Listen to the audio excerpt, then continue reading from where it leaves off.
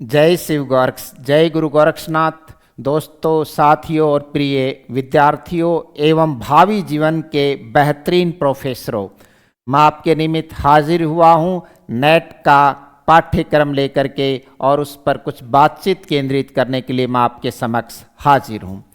दोस्तों और विद्यार्थियों, सकल पदार्थ है जग माही, कर्महीन नर पावत नाही। सकल पदार्थ है जग माही, कर्महीन नर पावत नाही। कर्महीन नर पावत नहीं। तात्पर्य ये है कि संसार में, देश में ऐसी बहुत सारी योजनाएं हैं जो कि आपको जीवन का उच्चतम फल प्रदान कर सकती हैं, आपकी हर आरजू जुस्तजू को पूरा कर सकती हैं, आपकी हर इच्छा को पूरा कर सकती हैं। विश्वविद्यालय अनुदान आयोग अर्थात यूजीसी के मार्फत अगर आप नेट सेट या जेआरएफ करते हैं तो जेआरएफ में आप 40,000 रुपये प्रति माह आपको छात्रवृत्ति मिलेगी। यानी बहुत एक बड़ी नौकरी के समान है कि लगभग 37,000 रुपये आपको प्रति मंथ, प्रति माह जेआरएफ में मिलेगा। प्लस 3,000 रुपये के आसपास अन्य खर्चे के लिए भी, स्टेशनरी इत्यादि के लिए भी आपको कुछ पैसा उसमें दिया जाता है। तकरीबन 40,000 रुपये आपको ठीक 3 साल तक मिलते रहेंगे। उसके बाद आप एसआरएफ में कन्वर्ट करवा सकते हो, यानी जेआरएफ के बाद आप अपने आप को अगर नौकरी नहीं लगते हैं तो एसआरएफ हो जाएगी, यानी सीनियर रिसर्च फेलोशिप, और तकरीबन 50,000 रुपये आपको मासिक मिलेंगे। 50,000 रुपये मासिक अर्थात 5 साल की नौकरी का प्रबंध हो गया आपका। कितना? 5 साल की नौकरी का आपका प्रबंध हो गया। लगभग 30 लाख रुपए के आसपास आप जेआरएफ एसआरएफ के माध्यम से कमा सकते हैं, और घर बैठे या कभी कभार आपको पेपर जमा कराने के लिए जाना होगा, आप घर बैठे रिसर्च कीजिए। कभी कभार आपको साप्ताहिक तौर पर डिपार्टमेंट में जाना होगा, अपनी त्रैमासिक या मासिक रिपोर्ट आपको प्रस्तुत करनी होगी। दोस्तों, हिंदी में जहाँ तक हिंदी की बातचीत है, पूरे भारतवर्ष से बहुत सारे विद्यार्थी जेआरएफ सेलेक्ट कर पाते हैं। मान लीजिए आप जेआरएफ नहीं होते हैं तो नेट के मार्फत भी आपको नौकरी का एक पायदान मिल जाता है, चाहे आप किसी निजी महाविद्यालय में या अन्य किसी संस्था में पढ़ाइएगा, क्योंकि नेट के वे विद्यार्थी को नौकरी का एक आधार मिल जाता है, आधारभूत योग्यता की प्राप्ति हो जाती है। तो मैं ये समझता हूँ कि इसको आप बड़े सशक्त स्वरूप में इसकी तैयारी करें, और इसके निमित्त आप हमारे ऐप से भी जुड़ सकते हैं। आगे बढ़ते हैं। दोस्तों, हमारा जो स्काई एजुकेयर का ऐप है उसमें हिंदी के सभी कोर्सेज, चाहे वो टीजीटी हो, पीजीटी हो, फर्स्ट ग्रेड हो, सेकंड ग्रेड हो, थर्ड ग्रेड हो, इसके अलावा नेट सेट और जेआरएफ के लिए हमारे पास एक बेहतरीन पाठ्यक्रम उपलब्ध है। प्रत्येक टॉपिक वाइज आपको विवेचना प्रस्तुत की जाएगी और आलोच्यकृति के संपूर्ण प्रतिमानों को अभिव्यक्ति प्रदान की जाएगी। इसके निमित्त मेरी पीछे 30-40 क्लास जो लाइव हैं हमारे स्काई एजुकेयर के ऐप पर, आप उसके दीदार कर सकते हैं, आप द्रष्टव्य कर सकते हैं, और वो आपको यकीन दिलाएंगी कि निश्चित तौर पर आप उस पायदान पर जा सकते हैं जिसके निमित्त आप प्रयासरत हैं। ठीक जस्ट एमए करते ही या एमए प्रीवियस के ठीक बाद में, जो ही आप एमए प्रीवियस कर लें, 50% से ओबीसी, SC ST और 55% से आपके जनरल में अगर एमए प्रीवियस में आ जाते हैं तो आप वहीं से अपने अरमानों को उड़ान दे सकते हैं।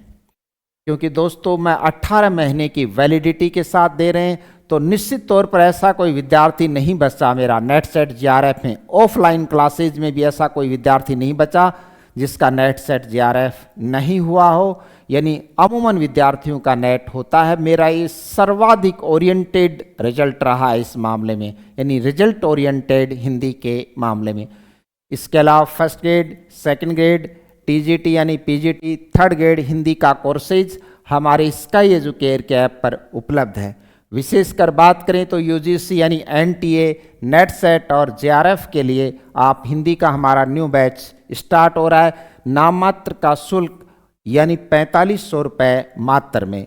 और वैलिडिटी पर भी आप गौर करें, 18 माह की वैलिडिटी अर्थात आप 3 बार एग्जाम में आसानी से बैठेंगे। और मैं समझता हूँ 3 बार आप इस सटीक विश्लेषण और हमारे ऐप के मार्फत पढ़ने के बावजूद, मेरा ये मानना है पहली बार में ही नहीं तो दूसरी बार में निश्चित तौर पर आप सिलेक्ट होकर निकलेंगे। तो दोस्तों, आप हमारा स्काई एजुकेयर का ऐप डाउनलोड करें, जुड़िए और बेहतरीन 8 लाख विद्यार्थी, उनका जो विश्वास हमारे ऊपर है, हम उस पर कायम रहेंगे। एक सार्थक और बेहद सार्थक कोशिश आपके निमित्त रहेगी। दोस्तों, खून से खून धुलता ही नहीं, आखिर पानी से समझौता करना ही पड़ेगा। अगर साहित्य के बुनियादी सरोकारों को समझना है तो आप किसी हिंदी के सुधी विद्वान की शागिर्दगी में आपको रहना ही पड़ेगा, उनकी शागिर्दी आपको स्वीकार करनी ही पड़ेगी। उनका आप शिष्य बनकर आप रहें तो निश्चित तौर पर उनका सानिध्य आपको ज्ञान की उस पराकाष्ठा पर निश्चित तौर पर लेकर के जाएगा। यानी 18 माह की जो वैलिडिटी है, 18 महीने की, 18 माह की, वो काफ़ी अच्छी हमने वैलिडिटी दी है, जिससे बार बार पैसा खर्च नहीं करना पड़े विद्यार्थी को। और 4500 रुपये में आप इसे ले सकते हैं। आगे बढ़ते हैं दोस्तों विश्लेषण पर। इकाई 1 पाठ्यक्रम की व्यंजना पर बात करें, उसकी विवेचना पर बात करें तो पाठ्यक्रम 1 जो है हिंदी भाषा, उसके उद्भव और विकास पर केंद्रित रहेगा। जहाँ तक प्राचीन आर्य भाषाएं, मध्यकालीन आर्य भाषाएं और आधुनिक हिंदी आर्य भाषाओं पर विचार किया जाएगा। उनका वर्गीकरण, हिंदी का भाषिक स्वरूप, उसका वर्गीकरण और ग्रामेटिकल अप्रोच की बात करें तो लिंग, वचन, काल और कारक, विकारी और अविकारी, वाक्य संरचना, देवनागरी लिपि, हिंदी का विकास, उसके मानकीकरण के विभिन्न पहलुओं पर हम लोग बातचीत करेंगे।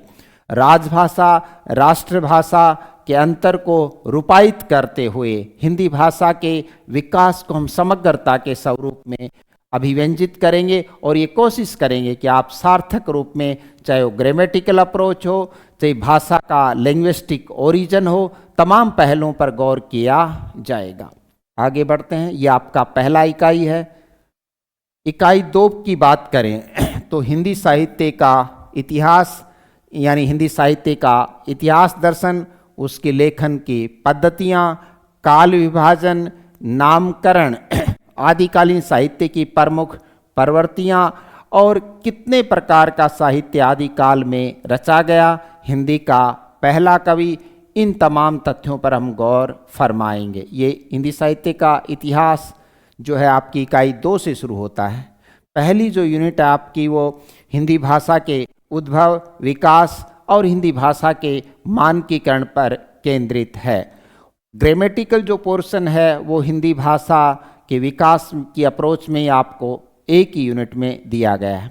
या हिंदी साहित्य का इतिहास, उसके लेखन की पद्धतियाँ और विद्यापति तक हमें जाना है। कहाँ तक जाना है? विद्यापति तक क्योंकि डॉक्टर नगेंद्र कहते हैं उनके नैनू की प्यास अमिट थी, उनके नैनू की प्यास अमिट थी। नैनो उत्सव का ऐसा रंग और ऐसी रंगोज्ज्वल शब्दावली विद्यापति को छोड़कर साहित्य में अन्यतर दुर्लभ है। रीतिकालीन कवियों को जब वो रेखांकित कर रहे थे डॉक्टर नगेंद्र, तो इस बात पर बड़े सलीके से उन्होंने जोर दिया।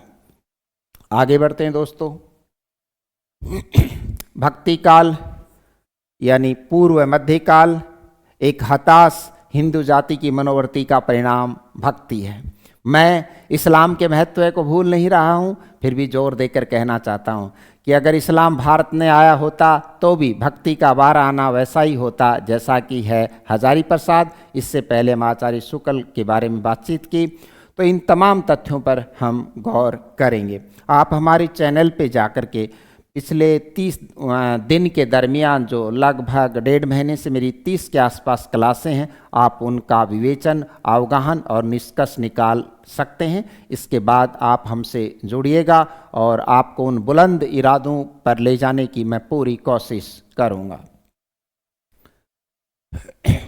यहाँ रीतिकाल आ गया। हिंदी गद्य का उद्भव और विकास, भारतेंदु युग, आचार्य शुक्ल इसे गद्य काल कह करके अभिहित करते हैं, तो डॉक्टर राम कुमार वर्मा इसे आधुनिक काल के नाम से रूपायित करते हैं। आधुनिकता की अवधारणा पर भी हम गौर करेंगे। इसके साथ ही पत्रकारिता, mass communication, the journalism and mass communication पर भी हम बहुत सारी बातें आपसे करेंगे। दोस्तों, आप अपने माता पिता यानी भूतात्मक विश्व की सर्वोत्तम करती है मानव, भूतात्मक विश्व की सर्वोत्तम करती है मानव। अगर आप अपने माता पिता रूपी दंपत्ति को, उनकी आंखों में अगर आप प्रसन्नता का भाव देखना चाहते हैं तो आप निश्चित तौर पर आगे बढ़िए, क्योंकि आपका जो उनके प्रति उत्तरदायित्व है वो आप पूरा करें। आपके प्रति उन्होंने अपना उत्तरदायित्व बड़े सलीके से निभाया होगा, जहाँ तक उनसे मुनासिब, संभव और पॉसिबल हुआ होगा, जहाँ तक उनसे संभव हुआ होगा।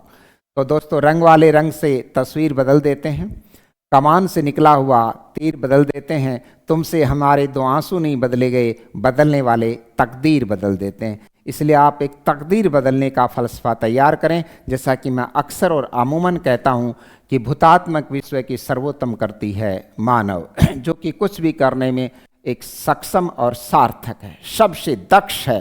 यानी प्राणियों में सबसे दक्ष प्रजाति है किसकी? मानव की। द्विवेदी युग, छायावाद, जो कि संपूर्ण हिंदी साहित्य का यौवन काल है, उस पर भी बातचीत होगी। साहित्यिक पत्रकारिता के विभिन्न पैमानों, उसकी विकास यात्रा के पायदानों पर भी हम लोग बातचीत करेंगे। राइट। और हिंदी भाषा का कारीगर यानी जागरण सुधार काल के रूप में हम द्विवेदी युग को और नवजागरण के रूप में हम भारतेंदु युग को परिभाषित करने की सार्थक कोशिश करेंगे। हिंदी साहित्य की गद्य विधाएं और जो नव्य विधाएं हैं, गद्य विधाओं के साथ गद्य में जो नव्य विधाएं हैं और उनका परिसीमन कहाँ तक है, तो यूजीसी ने उनका परिसीमन किया है कि जो भी तथ्य होंगे वो वर्ष सन 2000 तक पूछे जाएंगे। इसके बाद के तथ्य आपसे पूछे नहीं जाएंगे, जिसमें कहानी आंदोलन है, उपन्यास है, पूर्व प्रेमचंद युग और प्रेमचंदोत्तर युग। नाटक की बात करें तो भारतेंदु प्रसाद युग और प्रसादोत्तर युग। Right now? Right sir. तो गद्य विधाओं के पश्चात हिंदी नाटक, रंगमंच, वो भी 2000 तक की जो परिधि के नाटक हैं उन्हीं पर बातचीत होगी। हिंदी निबंध, जब विचारों की टकराहट, आचार्य शुक्ल कहते हैं जब विचारों की टकराहट व्यक्तित्व के धरातल से होकर गुजरती है, जब विचारों की टकराहट व्यक्तित्व के धरातल से होकर गुजरती है तो निबंध की सृष्टि होती है। यानी बेहतरीन विधा है। और आगे लिखते हैं आचार्य शुक्ल कि यात्रा के लिए निकलती रही बुद्धि। किसके लिए? यात्रा के लिए निकलती रही बुद्धि, पर हृदय को साथ लेकर। किसको साथ लेकर? हृदय को साथ लेकर। जो उसके दाय में था वो हृदय को भी मिला है। यात्रा के लिए निकलती रही बुद्धि, पर किसको साथ लेकर? हृदय को। ठीक है। इसके अलावा हिंदी आलोचना, आधुनिक हिंदी आलोचना का भव्य महल जो आप आज देखते हैं, उसका आधे से अधिक भार शुक्ल के कंधों पर है। हिंदी आलोचना का जो व्हाइट हाउस, जो भव्य महल आपको दिखाई देता है, उसका आधे से अधिक भार दोस्तों और साथियों शुक्ल के कंधों पर है। मैं समझता हूँ हिंदी के आप सुधी पाठक हैं और जो नेट सेट करना चाहता है निश्चित तौर पर गंभीर प्रकृति का विद्यार्थी होता है और साहित्य पर उसकी पकड़ काफ़ी मजबूत होती है। तो आपके इरादे बुलंद हों और आप अपनी बुलंदियों तक पहुंचने के लिए आपको जिस सेतु की, जिस शिक्षक की आवश्यकता है, मैं कहता हूं कि आपकी निश्चित तौर पर उन अरमानों के मैं पंख लगाने की कोशिश करूंगा। मुझे याद आ रही राम वृक्ष बेनीपुरी, पैरों में पंख है बांध कर, है ना। तो और इसके अलावा अन्य जो गद्य विधाएँ हैं, जो छोटी विधाएँ, संस्मरण है, बायोग्राफी है, ऑटोबायोग्राफी है, रिपोर्टाज है, इन सब पर भी, यात्रा साहित्य है, प्रवासी साहित्य, इस तथ्य पर भी हम लोग बातचीत करेंगे। इकाई 3 में साहित्य शास्त्र यानी काव्य शास्त्र, चाहे वो भारतीय काव्य शास्त्र हो चाहे पाश्चात्य काव्य शास्त्र हो, इन तमाम अवधारणाओं पर अपन बातचीत करेंगे। यानी प्लेटो से लेकर Aristotle, I A Richards, T S Eliot, इन सभी का गंभीरता से भट्टनायक विवेचन होगा। शब्द शक्ति गंभीरता से विवेचित की जाएगी। अरस्तु, कॉलरिज, टी.एस. इलियट, आई. रिचर्ड्स, नई समीक्षा, बिंब, मिथक, फंतासी, प्रतीक पर बातचीत की जाएगी। प्रतीक को आचार्य शुक्ल मजहबी प्रतीकवाद कहते हैं। फ्रेंच प्रतीकवाद को आचार्य शुक्ल मजहबी प्रतीकवाद कह करके संबोधित करते हैं। फंतासी पर भी यानी फैंटेसी पर भी बातचीत करेंगे। और टी.एस. इलियट, अमेरिकन बिंबवादी कवि टी.एस. इलियट की अवधारणाएं, the tradition and the individual talent पर भी हम लोग बातचीत करेंगे। बेहतरीन करती है टी.एस. इलियट की the tradition and the individual talent. Okay. इकाई 4 में वैचारिक पृष्ठभूमि, भारतीय नवजागरण, स्वाधीनता आंदोलन की वैचारिक पृष्ठभूमि, fort William college Kolkata, Bharatendu Harishchandra और महावीर प्रसाद द्विवेदी का नवजागरण, गांधीवादी फिलॉसफी पर बातचीत करते हुए हम लोहिया और अंबेडकर के दर्शनों पर विचार करते हुए कार्ल मार्क्स की अवधारणाएं, अस्तित्ववाद, आधुनिकता, उत्तराधुनिकता और अस्तित्ववादी किरकेगार्ड और अस्तित्ववादी जयापाल सातर पर भी बातचीत करेंगे। ठीक है दोस्तों, ठीक है सर। दोस्तों, जैसा कि मैं पूर्व में आपको विदित कर चुका हूं कि आप नेट का हमारा पाठ्यक्रम लेकर अपने आप को अति उत्साही महसूस करेंगे और निश्चित तौर पर सफलता के आयाम तक ले जाने की मैं आपको सार्थक कोशिश करूंगा। इसलिए आप हमारा स्काई एजुकेयर का ऐप डाउनलोड करके अपने अरमानों को पंख लगाइए, अपनी बुद्धिमत्ता को गति प्रदान करेंगे और गंभीरता के साथ प्रत्येक पहलू का अध्ययन करें। इसके अलावा फर्स्ट ग्रेड, सेकंड ग्रेड यानी TGT, PGT, KVS, DSSB, RPSC सभी कोर्सेज हमारे हिंदी के इस ऐप पर आपको उपलब्ध हैं। राइट नाउ, राइट सर, दिए गए दूरभाष नंबर पर आप बातचीत कर सकते हैं। इकाई 5 पर अगर हम बातचीत करें तो हिंदी कविता यानी यहाँ विशिष्टीकरण है। कुछ प्रमुख रचनाएं आपको इनमें पढ़नी है यानी सिलेक्टेड रचनाएं हैं। पृथ्वीराज रासो में वैसे तो 69 समय है, पर प्रमुखता से बात रेवा तट पर होगी, अमीर खुसरो की पहेलियों पर, विद्यापति, कबीर और जायसी ग्रंथावली पर बातचीत होगी। भ्रमर गीत सार के जितने भी पद हैं उन पर विचार किया जाएगा, उनको पढ़ा जाएगा। रामचरितमानस के उत्तरकांड यानी घनानंद, मीरा, इन तमाम पहलुओं पर जो आपके टॉपिक, चुनिंदा जो टॉपिक हैं और जो क्लासिफाइड रचनाएं हैं कि इन पर बात होगी, तो उन पर गंभीरता से विवेचन करेंगे। टॉपिक वाइज बातचीत करेंगे। यहाँ तक कि निराला तक सभी रचनाकारों की कुछ प्रमुख रचनाएं आपको नेट में हैं, तो प्रत्येक रचना पर ऑब्जेक्ट पर भी बात करेंगे और उस रचना के व्याख्या पक्ष पर भी बातचीत करेंगे, उनके काव्य शास्त्रीय पक्षों का अवगाहन भी करेंगे।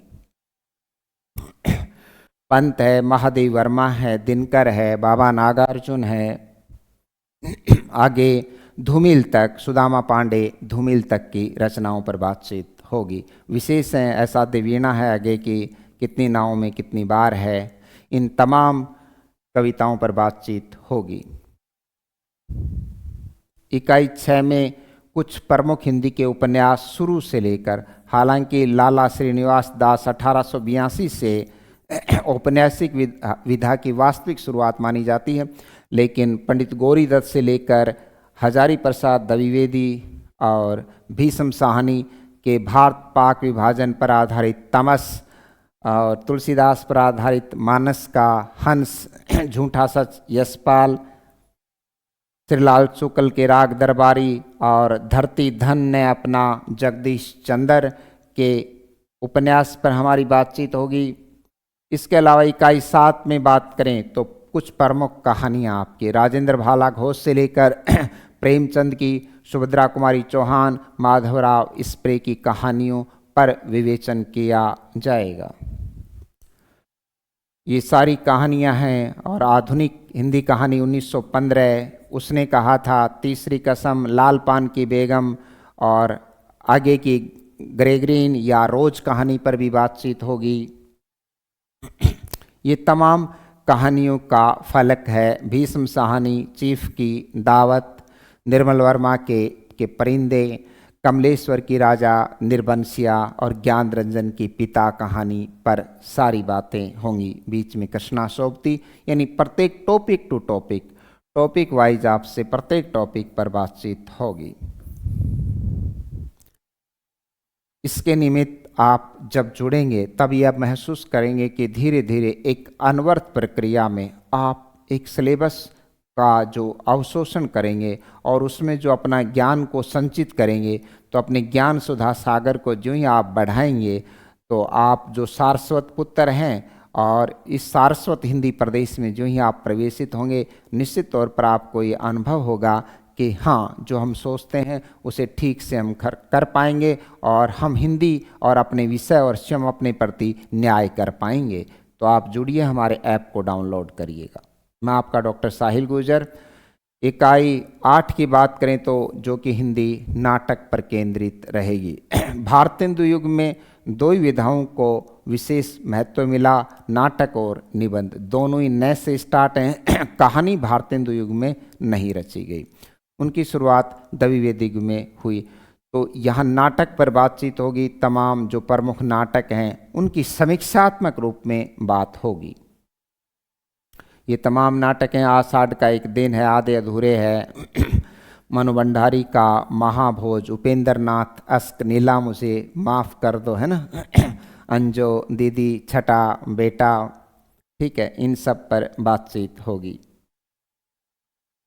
इकाई 9 हिंदी की निबंध विधा पर केंद्रित रहेगी, जिसमें भारतेंदु से लेकर आधुनिक काल तक की निबंध विधा पर और विशेषकर आचार्य रामचंद्र शुक्ल का कविता क्या है, जो कि चिंतामणि भाग 1 और 2 में जो संकलित निबंध हैं।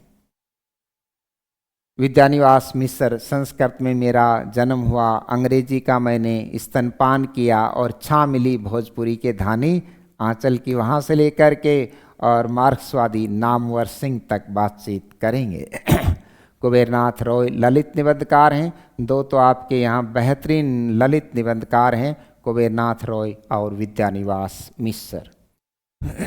इकाई 10 की बातचीत करें तो ऑटोबायोग्राफी, जीवनी यानी बायोग्राफी, क्या भूलूं क्या याद करूं, है ना, ऑटोबायोग्राफी पर बातचीत होगी। जीवनी और अन्य गद्य विधाओं पर बातचीत होगी। रामवृक्ष बेनीपुरी, तुलसीराम महादेवी वर्मा, शिवरानी देवी, प्रेमचंद घर में, रमणिका गुप्ता, आप हुद्री और हरिवंश राय बच्चन, क्या भूलूं क्या याद करूं, हिंदी आत्मकथा में ये मील का पत्थर है। तो भोला राम का जीव, हरिशंकर परसाई और विभिन्न रचनाओं पर अरे यायावर रहेगा याद, आगे के यात्रा साहित्य पर और राहुल शंकरत्यायन के यात्रा साहित्य पर भी महामानव यानी केदार पांडे बोले तो राहुल शंकरत्यायन पर गंभीरता से यात्रा साहित्य को अवलंबित करके और विवेचित किया जाएगा। तो फिर से आपसे यही बात मैं पुरजोर तौर पर कहना चाहता हूँ, अगर आप हिंदी जगत में अपना फलक तैयार करना चाहते हैं, हिंदी जगत के में किसी विशेष पद को आप सुशोभित करना चाहते हैं, तो उसके निमित्त हम आपके लिए उस स्वरूप को साकार करने के लिए मैं आपका डॉक्टर साहिल सर हाजिर हूँ, और इस आशा में कि आप ठीक से पढ़ेंगे। आप कहीं भी पढ़ेंगे, लेकिन मैं समझता हूँ कि एक आधिकारिक विद्वान से पढ़ने का आपको निश्चित तौर पर मौका मिले। चाहे मुझसे पढ़िए, अन्य विद्वानों से पढ़िए, निर्णय आपको करना है। और यही व्यक्ति की आधुनिकता है कि क्या पढ़ने योग्य है और क्या पढ़ने योग्य नहीं है। इसके अलावा किससे पढ़ने योग्य है और किससे पढ़ने योग्य नहीं है, ये भी आपको तय करना है। तो इसके निमित्त आप हमारे स्काई एजुकेयर के ऐप से जुड़िएगा और मात्र 4500 रुपये में 18 माह की वैलिडिटी का एक कोर्स आप प्राप्त करें, ठीक है। और विभिन्न प्रकार के हिंदी के कोर्सेज किसी भी प्रकार के हों, वो हमारे ऐप पर आपको उपलब्ध है। तो दोस्तों, यही थी यहाँ तक अपनी क्लास पाठ्यक्रम की विवेचना और शुभकामनाएं कि आप जिस कार्य को कर रहे हैं बड़े सलीके से करेंगे और उसमें आपको बुलंदियों की प्राप्ति निश्चित तौर पर होगी। जय हिंद, जय भारत। मैं आपका Sahil sir, thanks all of you. Doctor Sahil Gujar का प्रणाम। सभी विद्यार्थी खुश रहें और आबाद रहें। All of you.